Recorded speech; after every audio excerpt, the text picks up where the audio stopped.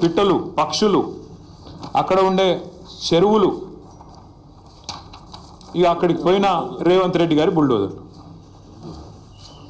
అక్కడికి పోయిన రేవంత్ రెడ్డి గారి బుల్డోజర్లు, అక్కడ ఎరేజ్ చేసిన, అక్కడ వీరు క్రియేట్ చేసిన అరాచకం. ఒకటి రెండు కాదు, చూడండి ఎట్లా ఒక యుద్ధానికి పోయేటప్పుడు ఎట్లయితే పోతారో అట్లా ఆ మిలిటరీ ట్యాంకర్లు వేసుకొని పోతారు చూడు, ఆ స్థాయిలో ఒక దొంగలాగా ప్రభుత్వం పోవాల్సిన అవసరం ఏంటి? అక్కడ ఉండే పశువుల్ని ఇంత స్థాయిలో ఒకటి రెండు కాదండి, అక్కడ ఉండేది వందలు. అక్కడ హెచ్సిలో నివసించే వారికి ఎవరికైనా తెలుసు, స్పాటెడ్ డియర్ అనేది క్యాంపస్లో ఫ్రీగా తిరుగుతూ కనబడుతూ ఉంటుంది. రాహుల్ గాంధీ గారిని కూడా చివరిగా అడుగుతా ఉన్నా, మీరేమో పెద్ద పెద్ద ఉపన్యాసాలు ఇస్తూ ఉంటారు, పెద్ద పెద్ద మాటలు చెప్తుంటారు, అదే పెద్ద పెద్ద ఉపన్యాసాలు పెద్ద పెద్ద మాటలు చెప్తూ ఉంటారు రాహుల్ గాంధీ గారు.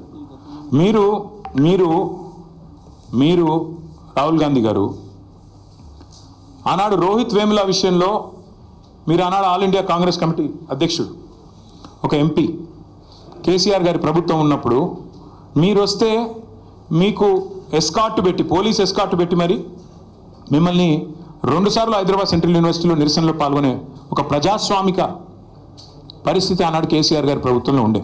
మీరేం చేస్తుండండి ఇవాళ? మీ ప్రభుత్వం ఏం చేస్తుంది? ఇగో ఇది మీరు చేస్తుంది. ఆడపిల్లల జుట్లు గుంజుకొట్టుడు, వాళ్ళ బట్టలు జినిగేటట్టు కొట్టుడు, పిల్లల మీద లాఠీ చార్జులు. ఇది పిల్లల మీద లాఠీ చార్జ్ నిన్న. इदा मोहब्बत का दुकान। राहुल जी, मैं आपसे कहना चाहता हूँ, ये मोहब्बत का दुकान नहीं है। आज तेलंगाना कांग्रेस गवर्नमेंट में नफरत का नया मकान बन गया। आप आइए HCU, आपने खुद कहा था जब भी आपको कोई आफत होगी, जब भी आपको कोई तकलीफ होगी, मुझे बुलाइए, मैं आ जाऊँगा। मेरा वादा है आपसे। राहुल जी आप कहाँ पे? एक हाल ही में एक पिक्चर आई, लापता लेडीज। आज राहुल जी को लोग बोल रहे हैं कि लापता लीडर है। कहाँ है? पॉलिटिकल टूरिस्ट जो हैं राहुल जी, आइएगा एक बार।